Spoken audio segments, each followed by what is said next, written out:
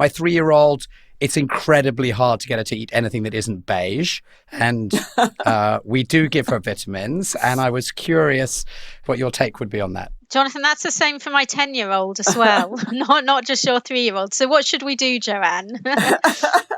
For older children, such as your own, I think it depends on really the quality of their diet. Most children do not really require multivitamins or dietary supplements. Welcome to Zoe, Science and Nutrition, where world-leading scientists explain how their research can improve your health. JoAnn, thank you for joining me today. Why don't we start with a quick fire round of questions from our listeners? And the first one, very simple. Should we all take vitamins every day? It's not essential if you have a healthy and balanced diet. And vitamins and mineral supplements will never be a substitute for a healthy diet. Brilliant. In that case, are vitamins and supplements just a scam by manufacturers to make us pay for something that we don't need? No, I don't think it's a total scam. However, it has to be targeted and appropriate use, which we'll get into in more detail. Brilliant. And I think we'll talk about that a lot. Next question. Should I take vitamin D in the winter months? Yes, it would be very reasonable to take 1,000 to 2,000 IUs a day. And I should note that JoAnn does not like being forced to say yes or no in quite such a short period on such a complex topic. So we're going to come back to that in a bit more detail. Are collagen supplements a waste of money? Maybe. Okay, I don't know how well studied the collagen supplements are. Most of my work has focused on vitamin, mineral, and supplements, as well as some bioactives such as omega-3s. Wonderful.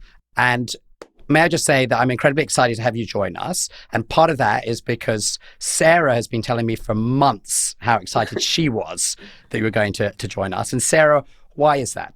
Gosh, well, JoAnn's been a real inspiration, I think, to us female scientists. And I think, JoAnn, your work in the area of nutritional research has been really, foundational for a lot of the work that we've gone on to do. And I'm especially excited by your Cosmos and your Vital trial that hopefully we can go on to talk about, which are huge randomized controlled trials, Jonathan, that just haven't been done before in the way that JoAnn's done these recently. Thank you so much, Sarah. It's very kind of you, and I'm really honored to hear that. JoAnn, we had a huge number of listeners saying that they were incredibly confused about supplements. What's caused this level of confusion? There have been so many mixed messages about dietary supplements over the years. There are findings from observational studies, just looking at what people do, what people consume, and they're reporting certain findings. And then the randomized trials are done, which are experimental studies, for example, giving vitamin D, giving vitamin E or beta carotene to a group of participants, and half of them will get placebo, a flip of a coin, assignment to treatment, and the results are often very different. So there's a different message that comes out a year later, and it's completely understandable that the public is confused. Brilliant. Which supplement would the majority of the population benefit from taking, and why? I think at this point, the evidence is really mounting that a multivitamin may be worth seriously considering, just as a form of insurance and to hedge your bets. I would say second would be a vitamin D supplement, 1,000 to 2,000 IUs a day, a small to moderate dose, no megadosing, not taking doses of 6,000, 10,000 IUs a day, but a small to moderate dose. So why don't we start at the very beginning, JoAnn? Like, what are dietary supplements and vitamins? So think of vitamins as organic compounds or substances that our bodies usually do not make, but are essential for our metabolism and for good health. In fact, we do synthesize vitamin D through the skin when exposed to ultraviolet B light, but otherwise, vitamins and minerals are not made by the body. They're essential to function, and we need to get them from food or from supplements. I think, though, JoAnn, a lot of people use the word supplements not just for essential components. So out on the market at the moment, there's so many supplements out there that might be, beta glucans, so a kind of fiber, or polyphenols, for example, that actually they're not essential. And so I think this is something really important to clarify, the difference between essential supplements versus these emerging new supplements that aren't essential in the way vitamins are.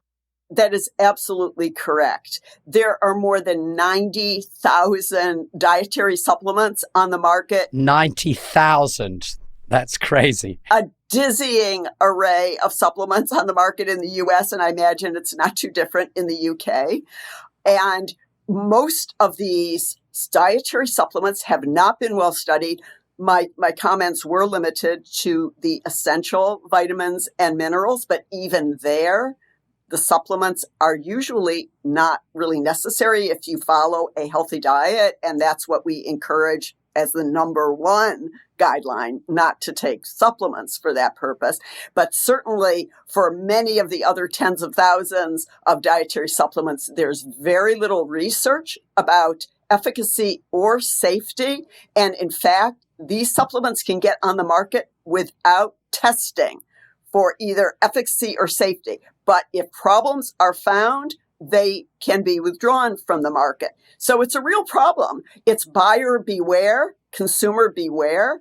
And many people are spending a lot of money on dietary supplements that are not only of no value to their health, but actually can be harmful, especially when taken in high doses. So we have to be very careful about safety issues and avoiding megadosing. Yeah, I think that's a huge problem. There's so many of these megadose vitamins out there, but there's reasonable evidence, I think, to show that there's certain dose at which we have the maximal health benefits, a dose at which it becomes harmful, or a dose at which actually you're just peeing it all down the toilet. For essential vitamins and minerals, the Institute of Medicine, National Academy of Medicine, and professional organizations in different countries do provide guidelines. But for many of the dietary supplements out there, there are no guidelines, even in terms of the doses that would be appropriate. So just to make sure I've got this, there's a sort of wild west here. So there's this small number of essential vitamins. Maybe you could tell us in a minute what those are and the key ones. And then there's this vast mass of things over which you're saying there's really no scientific evidence at all that you should take them, and quite a lot of concern that you might just be taking stuff that is bad for you. Is that right? Absolutely true. We have very, very little research on benefits, risks, safety issues for the vast majority of the supplements that are on the market. And why do you think there is all of this advertising that's suggesting that we should be taking all these supplements and vitamins? How have we ended up here? I think because it's possible to get them on the market and to promote them and sell them. And many people are just looking for magic bullets, for popping a pill that they think will benefit their health. And I think it's really unfair to the public to mislead them into thinking that there's research and evidence that most of these dietary supplements will be of benefit to their health. In fact, there's very little evidence for that. But there are some vitamins and minerals that are really important for health. And it's essentially what's in your multivitamin pills. If you look at any generic multivitamin, it will have, vitamin A, a number of B vitamins like folic acid and B6, B12, vitamin C, vitamin D, vitamin E, vitamin K. These are the really essential vitamins. And then you will also see calcium, magnesium, and a number, selenium, a number of minerals as well. So that's interesting, right? So you suddenly shrunk to a much smaller set of things versus your 90,000 that you've been talking about. Now, you've done, just as Sarah was saying before, some of the biggest research studies in the world, full stop, and then specifically into a number of these dietary supplements. Could you maybe just start by telling us about your own research, like why you did this, and what does it tell us today, and what is still, I guess, open and uncertain? Well, we've been doing large-scale randomized clinical trials. These are relatively pragmatic, low-cost trials with very large numbers, often more than 20,000 participants nationwide in the U.S. for close to 30 years. We started with some of the antioxidant vitamins. We studied beta-carotene, vitamin C, vitamin E, and overall, we did not see clear benefits of these antioxidant vitamins. And over time, there were several randomized clinical trials actually suggesting some risks of beta carotene, especially in smokers, an increased risk of lung cancer, and for vitamin E, an increased risk of hemorrhagic stroke, the bleeding type of stroke.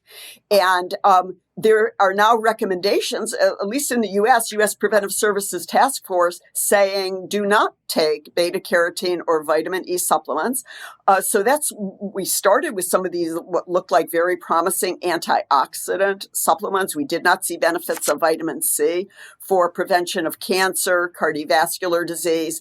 And then since the year 2009, we've moved into large-scale trials testing vitamin D and the marine omega-3s, which is basically fish oil, EPA, DHA, in prevention of cancer, cardiovascular disease, autoimmune diseases, mood, depression changes, cognition changes, very extensive research on vitamin D and the marine omega-3s. So, and then even more recently, we have been testing the multivitamins as well as the cocoflavanol supplements. Now, in the Physicians' Health Study 2, which began well over 20 years ago, we were also testing multivitamins. And so we have now 2 large-scale trials of multivitamins. And in Physicians' Health Study 2, we did see a significant reduction in total cancers, an 8% reduction. But the trial went on for 11 years. It took a very long time to adequately test the multivitamins in terms of cancer prevention. So these are long-term effects. And in the more recent trial of multivitamins, we're seeing a very exciting finding over only 3 years for slowing cognitive decline. We're actually seeing a 60% reduction over the 3 years in the rate of cognitive decline in the multivitamin group versus the placebo group in some research we're doing in collaboration with Wake Forest School of Medicine. And I think you said vitamin C, which I think lots of people will still associate with something they should take when they've got a sore throat like me today. Mm-hmm. Sounds like I should be throwing that out the window. Is that right, JoAnn? The research on its value for shortening upper respiratory infection duration, that has been actually controversial. Some studies do show a little bit of benefit. Taking it for short term during an upper respiratory infection is still reasonable, but for prevention of cancer, cardiovascular disease, diabetes, chronic disease outcomes, it has not been shown to be a benefit in the large-scale randomized clinical trials. I think you went further than that, at least for some of these, and said it might actually be harmful.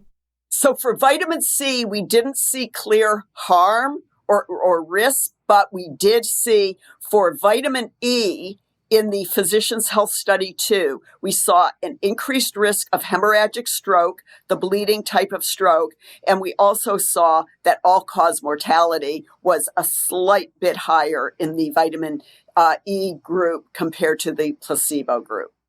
Would that cause you to be cautious about very high dosing of anything unless there was like really good evidence for it? Or would you say in most cases, hey, don't worry, your body's just going to deal with any of these things, so don't really worry, it might be wasted, but there's no harm? Because that sounds quite scary. I've always sort of thought of these things as being basically inert if you took more than you needed. But here you're seeing real harm. That's like a negative impact, like a drug. Does that really reset the way we should think about supplements and vitamins? Yes, I think we should avoid megadosing because these micronutrients and these dietary supplements are not inert. And in fact, even among the vitamins, you have the fat-soluble and the water-soluble vitamins. So with fat-soluble, they get stored in the fat tissue. Some get stored in the liver, and you can become toxic with vitamin A, vitamin D, vitamin K, vitamin E. These are fat-soluble vitamins. The B vitamins are water-soluble. You have a little more latitude in terms of dosing, but even with mega doses of water-soluble vitamins, you can get there are some neuropathy symptoms that can occur. You can get a problem with masking of, for example, if you take too much of certain B vitamins, it can mask a problem with B12, which if you have a deficiency of B12, that can be associated with an increased risk of cognitive decline. So there are risks. Also, very, very high doses of an isolated micronutrient can interfere with the absorption of other similar micronutrients. For example, it's one of the concerns about beta carotene, that if you take it in very high doses, it might interfere with the absorption of other carotenoids, of which there are hundreds, and it may also interfere with the bioavailability of some of the other carotenoids. I think the message I'm taking is throw away all of the things I have, which are like in mega doses. There's no upside, and there might be some real downside. Well, I would look at whether there is a recommended dietary allowance or a daily intake. Look at the label. Look for several things on the label if you take any sort of dietary supplement. First, look at the percent of the dosing in that pill relative to the dietary intake or the recommended dietary allowance. Sometimes you will see 500%, 1,000, it's like many-fold higher than what's needed. Generally avoid that unless you've been prescribed it by a clinician. And there are sometimes, like with B12, some people with pernicious anemia and other conditions, they may need quite high intake of B12. So if you're not under the supervision of a doctor or a clinician for the purpose of taking higher doses, generally avoid, this is a general principle, don't take more than the recommended dietary allowance or the daily intake. And also look on the label at a seal for quality control assessment, because there are many dietary supplements out there that don't undergo adequate quality control testing, and they can have contamination with heavy metals, contamination with microbes. They're just, and often the dose is not, that's listed on the label, is not what you're getting because it's not really confirmed to have that content. I think there are a lot of people think, more is better. And so often I look in people's cupboards because I'm nosy, and I see the kind of supplements they're taking. And it worries me, this mismarketing, but it worries me also the mega dosing. And often I say, you don't actually need that much. But people think, the more is better. And I try and simply explain to them, well, actually, if your body doesn't need it, your body then has to just work harder in order to process it or excrete it or get rid of it some way. And I think that's a really simple way of explaining to people that actually, it might not be doing really serious damage, but you are actually, adding to the work that your body has to do. And JoAnn, one thing that I was particularly interested to be able to talk to you about when Jonathan allowed me to gate crash his podcast are the two big trials that I know have just recently come out, Vital and Cosmos. And Jonathan, I wonder if we can spend a few minutes going through these, because I think they're both covering supplements that even in the field of nutritional research is really contentious. So vitamin D, which I know you mentioned at the beginning, omega-3, and then also the polyphenols from the Cosmos. And so vitamin D has been a really hot topic. It's contested a lot whether we should be taking it as a supplement. And I think during COVID, it really came to a head. And actually, I don't think there's clear consensus. And so I wonder if you could tell us your perspective on this and also the findings from your Vital trial, where I know you looked at vitamin D.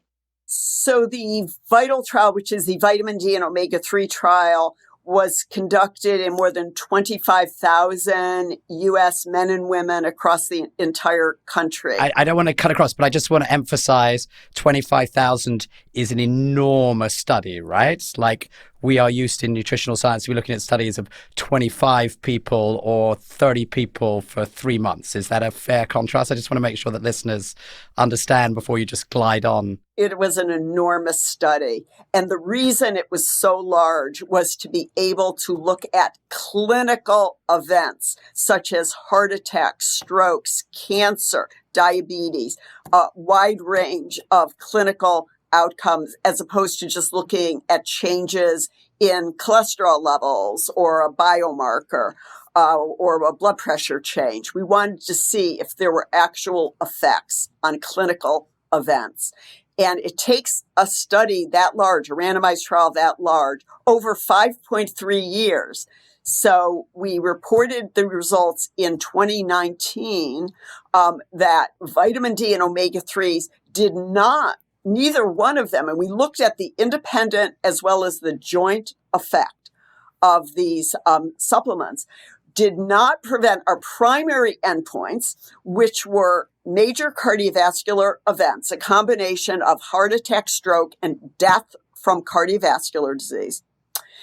For the omega-3s, there was a modest 8% reduction that was not statistically significant for CVD events. And for the omega-3s, we did see a significant reduction in the secondary outcome of heart attack, a 28% reduction in heart attack.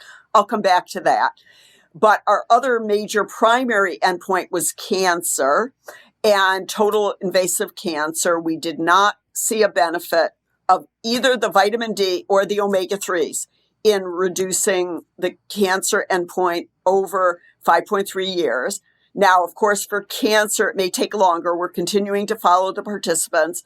We're now at an additional 3 years of follow-up, 4 years of follow-up, and we hope to follow over at least a decade for cancer endpoints as well as cardiovascular endpoints. But we did not see for those primary endpoints a reduction with either supplement. With vitamin D, however, we did see with a secondary endpoint of cancer death that there was a borderline reduction, a 17% reduction. And then when we accounted for, there's a latency period for cancer, and we had pre-specified that we would look at people who were taking the vitamin D for at least 2 years. We did see a statistically significant 25% reduction in cancer death.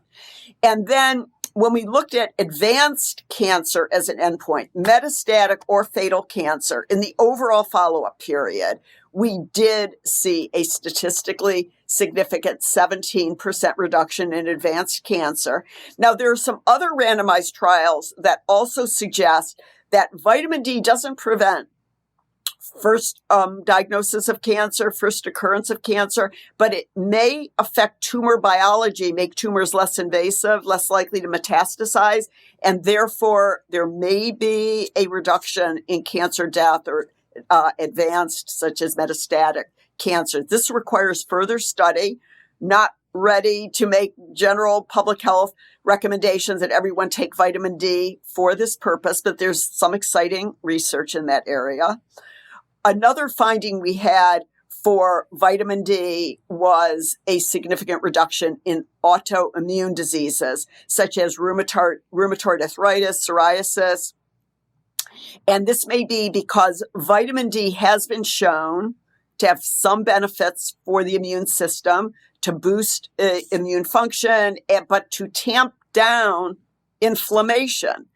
Both of these would be relevant to reducing risk of autoimmune diseases, as well as potentially to reducing severity of COVID illness, which is why I said during the pandemic, it would be reasonable to take 1,000 to 2,000 IUs a day of vitamin D, although not essential. Can I ask a question, JoAnn? Because I think if our listeners were listening to this, you're listing all of these things when you take vitamin D that are like statistically significant reduction in cancer. And I think they're all going to be like, oh, I'm going to go out and do that tomorrow for certain, for every day for the rest of my life. Like, that sounds incredibly important. But actually, we're sounding quite cautious about your advice on vitamin D. Can you help everybody listening to understand that? I realize that it may not come across clearly whether or not to take these supplements.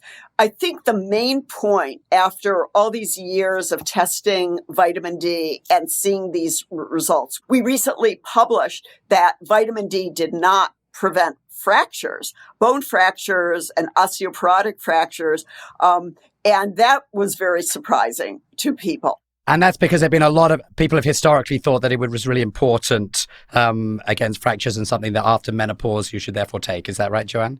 It was believed that if vitamin D had any role, it was for bone health and preventing fractures, preventing osteoporosis. Now, the findings don't mean that vitamin D has no role in maintaining bone health. What it means is that we need only small to moderate amounts of vitamin D for bone health, for cardiovascular disease, and for many of these other health outcomes. The reason is probably that evolutionarily, because vitamin D is so essential to health, we evolved to be able to regulate the metabolism of vitamin D very tightly so that in terms of the biologically active form of vitamin D, enough is getting into the tissues, is getting to the vitamin D receptor. We don't need large amounts. The amount we can get from food sources and from incidental sun exposure. As I mentioned, we synthesize vitamin D, a precursor of vitamin D in the skin from ultraviolet B light exposure. So just being outdoors 15 minutes, a few times a week, doing running errands, taking walks, being physically active will provide, some incidental sun exposure, not during winter months, but, during let's say 6 months of the year, and some of that vitamin D is then stored. And there are food sources of vitamin D. JoAnn, can I jump for a minute from vitamin D over to omega-3? Because I know you looked at that in the same study, and this is something that I've been interested in my own research. And we know as nutritional scientists that all omega-3 is not the same, that there's different types of omega-3 fats.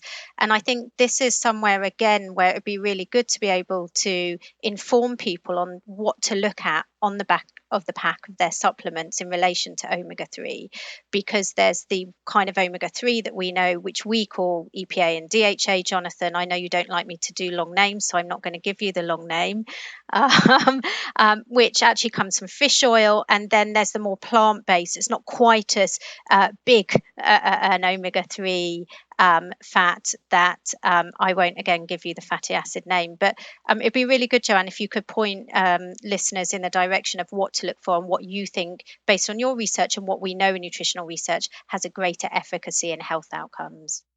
I think that's a really good point. We really should separate and make clear whether we're talking about the marine fish oil-based omega-3s, which are EPA plus DHA. We tested the marine omega-3s in a dose of 1.2 to 1 of the EPA to DHA. So it was a combination, a little more EPA than DHA in the VITAL trial. There's also plant-based, such as alpha-linolenic acid, and some of the plant-based omega-3s and 3 fatty acids do get converted to EPA, DHA, EPA. So, you do get some of those marine based omega-3s from the plant conversion of plant-based, but it's at a relatively low level. There have been some trials of plant-based omega-3s, been inconsistent in terms of the clear benefits. Overall, for the marine fish-based omega-3s, and there's work on an algae-based form of this, which may be more environmentally sustainable long-term. But anyway, for the EPA DHA, the evidence overall is that there's a small reduction in heart disease, but no clear reduction in stroke or in the major cardiovascular events. When you're looking at heart disease and stroke, it may be only a modest, if any, reduction, because stroke is generally not reduced. Yeah, in summary, JoAnn, when people ask me, should I have the fish oil based omega-3 or can I have any old omega-3, I always suggest to people that they should have the fish oil omega-3. Would you agree with that? I would agree that there's much more evidence for the fish-based omega-3s in terms of reduction in cardiovascular outcomes, especially heart disease and heart attack. Listening to that, it didn't sound like you were pushing very hard that I should be taking omega-3 every day. This sounded like these were quite small impacts, which after all, we know that if you just told me to improve the quality of my diet, I would also probably have a very big impact on all of these things. So just it sounded like you were much softer than on vitamin D. Is that a misunderstanding? Well, I think that we're not quite ready to make public health recommendations that everyone take a fish oil supplement. What we found in VITAL was that in people who had low fish consumption in their diet, low dietary intake of fish at baseline, fish being the primary source of the marine omega-3s, they benefited more from the 1 gram a day we tested. In fact, that group did have a reduction in the primary endpoint of major cardiovascular events, close to a 20% reduction. And those who were already getting 1.5 servings per week of fish did not benefit. So if you have very low fish consumption, if you're a vegetarian or you don't like fish, you may want to talk with your healthcare provider about whether you should take a fish oil supplement or even a prescription omega-3, because that's where the benefit was. We also surprisingly found a very large benefit among African Americans.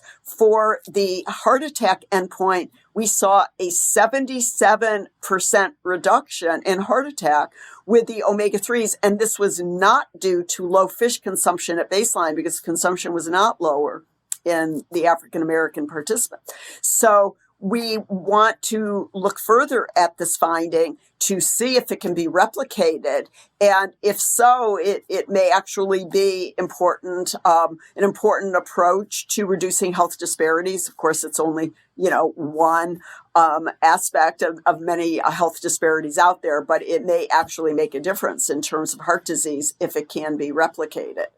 And I think that's a really important point that builds on all of the work that we're doing at Zoe, which is trying to look at what works in terms of food intake for each individual's biology, because we know that we all respond differently to food. And just in the way that you've said that some people benefited more than other people with the omega-3, is this something that you've looked at? Because I should imagine that you have huge variability in the effectiveness of the supplements across individuals, where it's more useful for some individuals than it is for other individuals.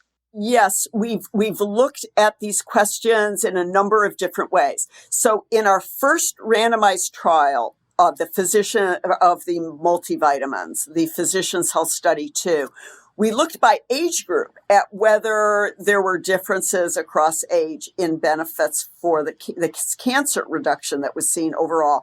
And we saw that older participants who were above the age of 70, they tended to have a greater reduction in cancer with the multivitamin assignment compared to the placebo group. Now, this may be because diet, for many seniors, it will be a little poorer. There may be poor absorption of vitamins and minerals. And so this is a group that seemed to benefit more. An 18% reduction in cancer, 18% reduction in the older age group, compared to overall an 8% reduction.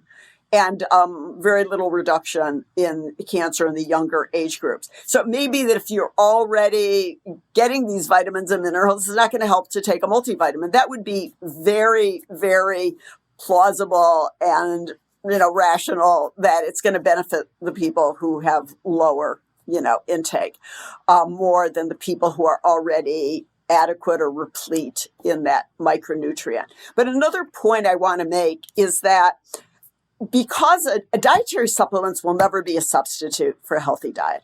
If you have a diet that is high in red meat, saturated fat, processed foods, and all of these unhealthy sugar, refined carbs, very unhealthy foods, and you just throw a multivitamin at that and, start to pop a multivitamin, that's not going to make you healthier. I mean, you're still going to have health problems related to that very unhealthy diet.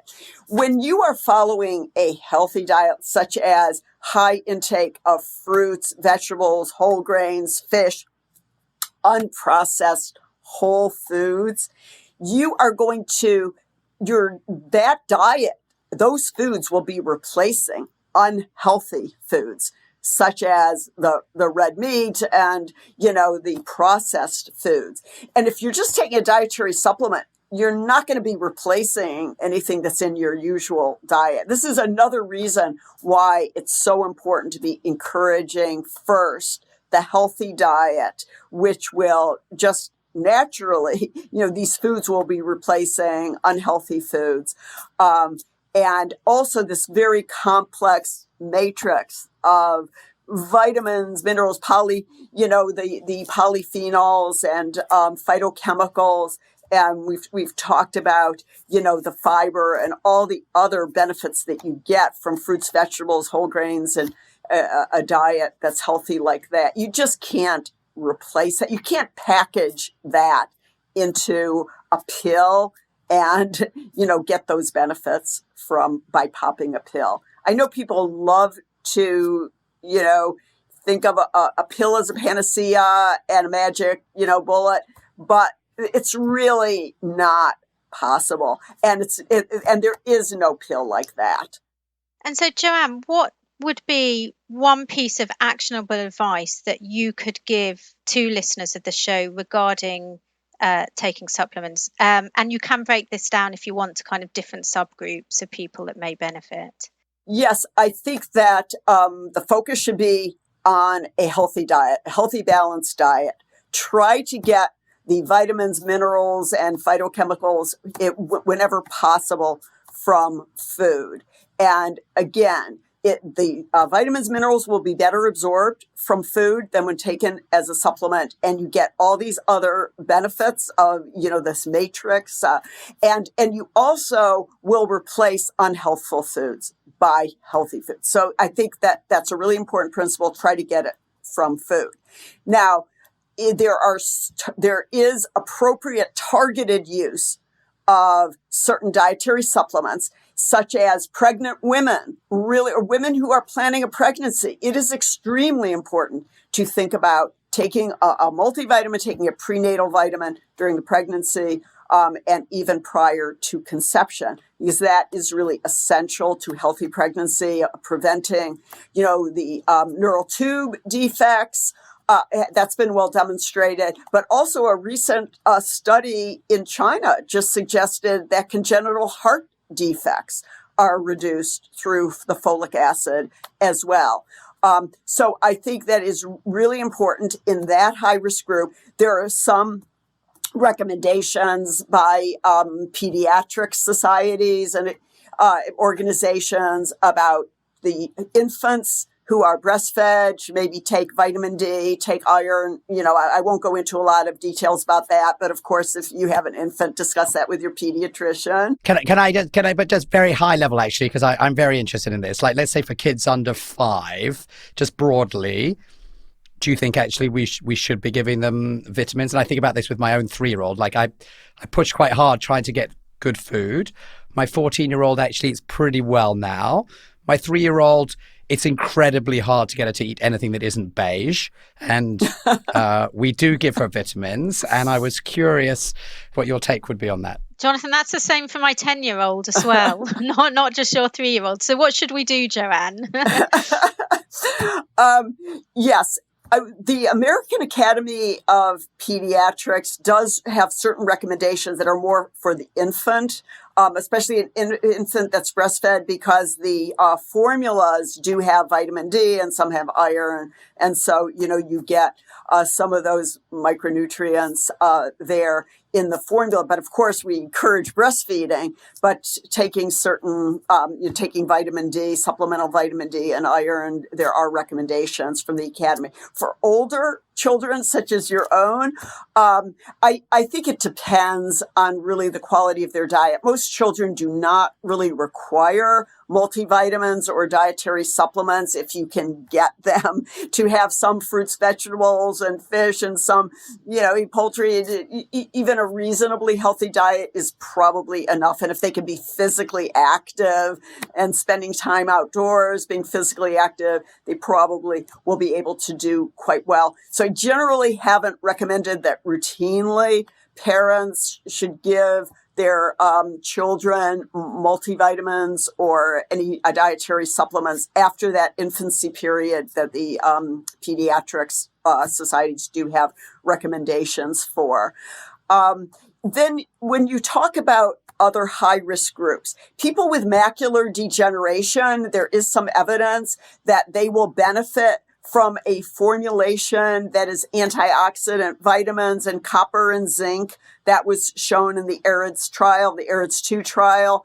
And there are formulations, I don't want to get into specific brand names, but, certainly if you have macular degeneration, discuss this with your clinician. And there are some products of vitamins, minerals that have been found to be a benefit in slowing progression of macular degeneration. So that's a high-risk group.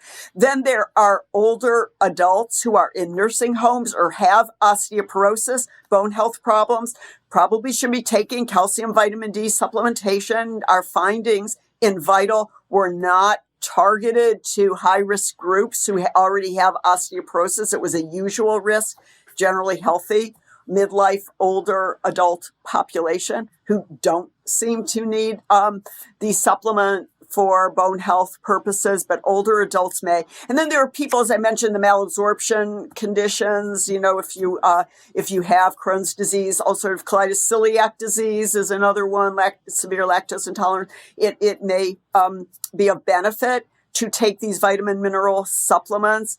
And I think that there are some other groups that would benefit who take medications like metformin, proton pump inhibitors, these medications that could interfere with absorption of some of these vitamins and minerals.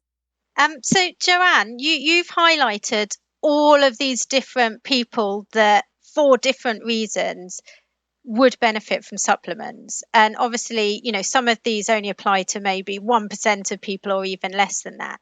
And so my take home from listening to you talk through all of that is that given that there's no harmful effect of taking a standard dose multivitamin, maybe the outcome is that actually we should all, or if we want to, we would all benefit from taking a standard dose multivitamin.